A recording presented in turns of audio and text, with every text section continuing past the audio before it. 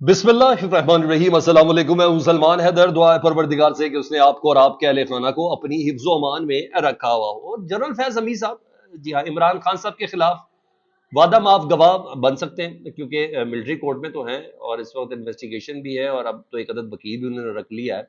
और इमरान खान साहब जिन खदशात का इजहार कर रहे हैं, आज उन्होंने जनरल फैज हमीद साहब से मुतल्लिक अपने मौक़िफ़ को मजीद वुसअत दी है, उन्होंने अपनी अंडरस्टैंडिंग बताई है। और वो बहुत अहम है। साकिब निसार साहब के बेटे नजमुल साकिब साहब रडार नोटिस जारी हो गया जी सुप्रीम कोर्ट की तरफ से ऑडियो लीक्स वाले मामले में।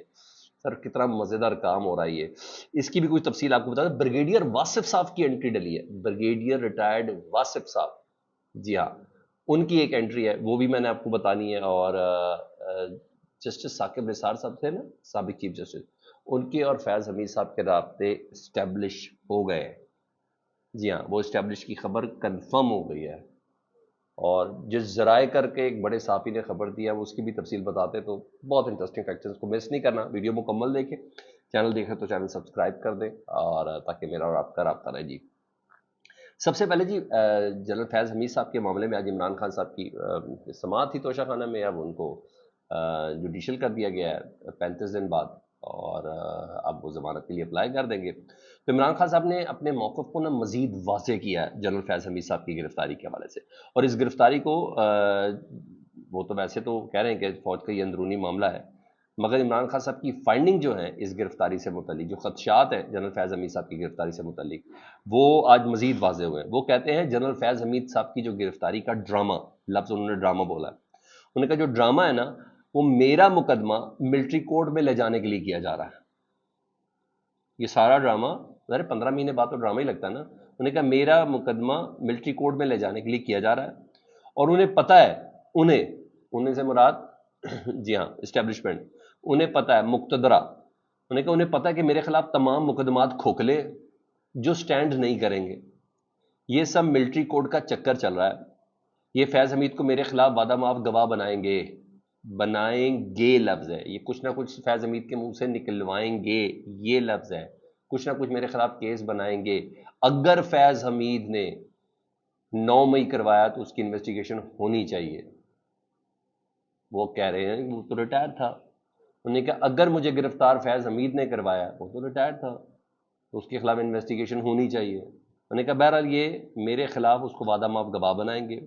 यानी मतलब फैज़ हमीद साहब को वो कहते हैं कि 15 महीने बाद पकड़ा गया है, और वजह यह है कि इन्होंने मेरे तक पहुंचना है।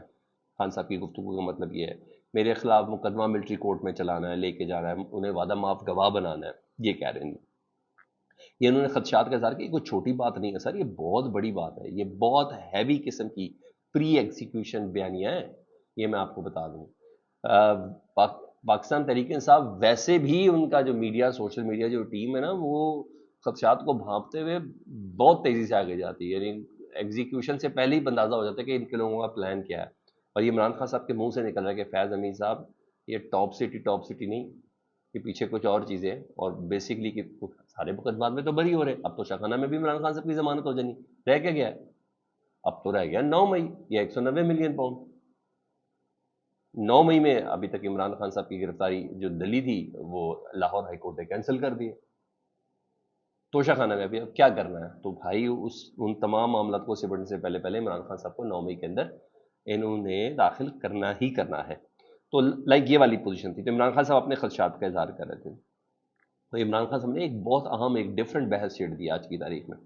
और अब डिपेंड ये करता है कि फैज़ हमीद साहब इमरान खान साहब के खिलाफ वादा माफ गवाह बनते हैं या नहीं बनते हैं।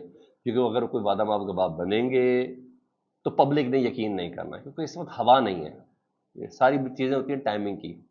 पब्लिक ने इसलिए यकीन नहीं करा, ओ ये तो मिलिट्री कस्टडी में थे, ओ ये तो मिलिट्री के पास ही थे, और ये तो उन्होंने, हमें पता भी नहीं है उनकी बयानात क्या है, उनकी स्टेटमेंट क्या है। जिस तरह हुकूमत इल्ज़ाम लगा रही है ना, उस तरह फैज़ हमीद साहब का भी बयान आना चाहिए सामने, उनका मौक़िफ़ भी सामने आना चाहिए। बहरहाल पब्लिक को तो यही पता, तो वो उन्होंने उस पर यकीन करना नहीं है। तो अगर कोई, तो हर लिहाज से कोई वादा मवा गवाह बन भी जाए फैज़ हमीद साहब, तब भी उन्हीं को नुकसान है, और ना बने तो तब भी उन्हीं का नुकसान है।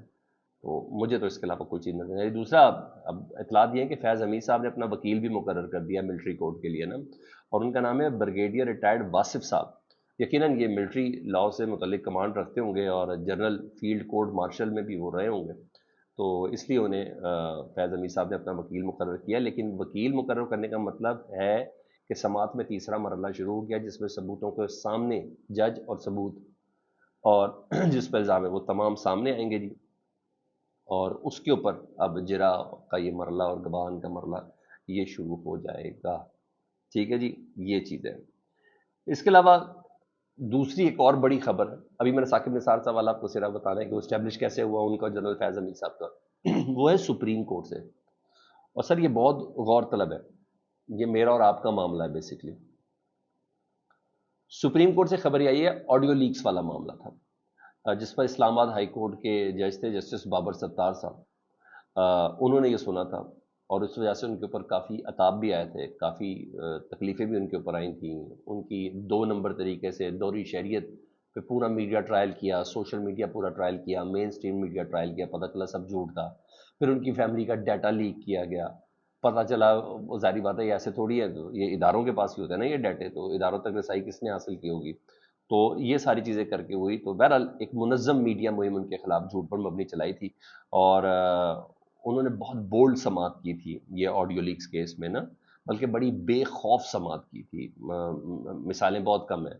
تو آج سپریم کورٹ نے آڈیو لیکس کیس پہ جو جسٹس بابر ستار صاحب کا جو فیصلہ تھا، ان کی جو فائنڈنگز تھیں، جو ان کے ریمارکس تھے، تمام کے تمام سسپینڈ کر دیے. انہوں نے کہا جسٹس بابر ستار صاحب نے نجم الثاقب اور بشرا بی بی صاحبہ کے حوالے سے ایک کمیٹی تحقیقاتی کمیشن بنا تھا نا، اس کی کارروائی کو، اس کو کام کرنے سے روکا تھا.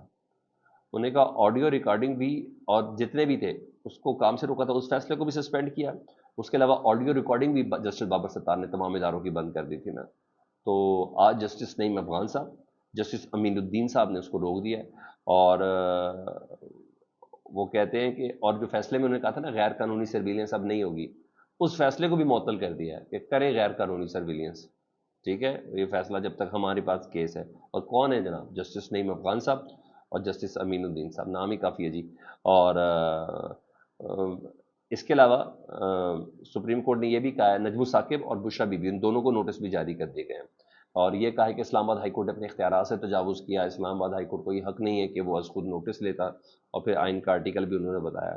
لگتا ہے اب، لگتا کیا ہے، مجھے یقین ہے 1 سے آدھے گھنٹے بعد دیکھیے پروفیشن ہو جائے، وہ چاپنگ مشین شروع ہوگی. اب جسٹس بابر ستار صاحب کے خلاف اب سے چند منٹ تک یا گھنٹے تک ایک زبردست قسم کی منظم مہم، بلکہ ابھی شروع ہو بھی گئی ہوگی سوشل میڈیا پہ، پھر شام کو مین اسٹریم میڈیا پہ بھی کہ وہ انہوں نے حد سے تجاوز کیا اور یہ ہے. لیکن یہ آپ نے بات نہیں بولنی، جسٹس بابر ستار صاحب ان 6 ججز میں شامل ہیں جنہوں نے کہا تھا کہ ایگزیکٹو ہمیں ہمارے فیصلے کرنے میں مداخلت کرتی ہے.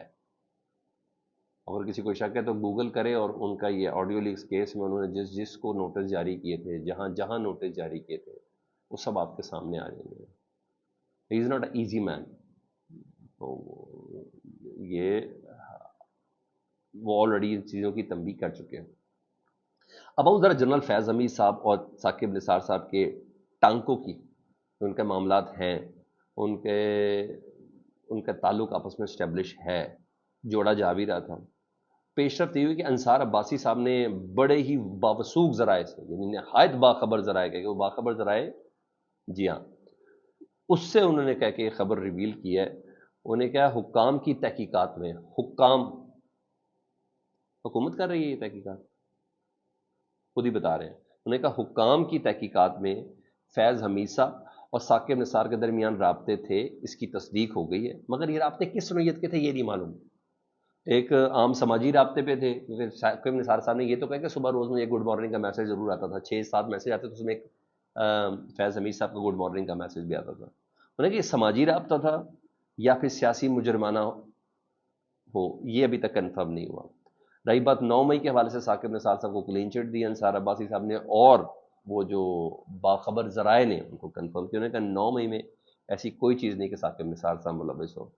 مگر ایک بات بتاؤں، ابھی رابطہ اگر اسٹیبلش کیا ہے نا سر، یہ میرا انالیسز ہے، اگر اسٹیبلش ہونے کی خبر دی گئی ہے نا کہ ثاقب نثار اور جنرل فیض حمید صاحب کے درمیان رابطہ تھا اور اسٹیبلش تھا، تو یہ میں آپ کو بتا دوں، یہ ابھی یہ خبر دی گئی ہے.